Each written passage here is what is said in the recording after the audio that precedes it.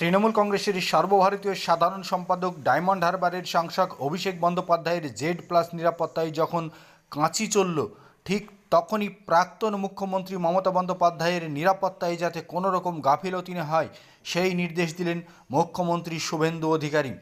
জানা যাচ্ছে শুভেন্দু কলকাতা পুলিশের নির্দেশ দিয়েছেন যাতে কোনো রকম মমতার নিরাপত্তা নিয়ে সমঝোতা না করা হয়।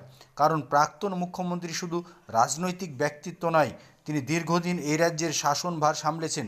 তিনি একজন বর্ষীয়ান নেত্রী, তাই তার নিরাপত্তা ব্যবস্থায় কোনো রকমে যেন ত্রুটি না থাকে সেই বিষয়টি নিশ্চিত করতে কলকাতা পুলিশের বিশেষ আধিকারিকদের নির্দেশ দিয়েছেন তিনি। সেই সঙ্গে একজন সাংসদ কিভাবে Z+ নিরাপত্তা পান সেই প্রশ্ন তুলে শুভেন্দু অধিকারী অভিষেক বন্দ্যোপাধ্যায়ের Z+ নিরাপত্তার বিষয়টি খতিয়ে দেখার নির্দেশ দিয়েছেন।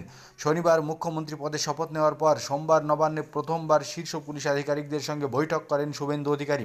তখনই উঠে আসে ভিআইপিদের নিরাপত্তা সংক্রান্ত বিষয়টি। সেখানে মমতা বন্দ্যোপাধ্যায় ও অভিষেক বন্দ্যোপাধ্যায়ের নিরাপত্তা সংক্রান্ত বিষয়টি উঠে আসে।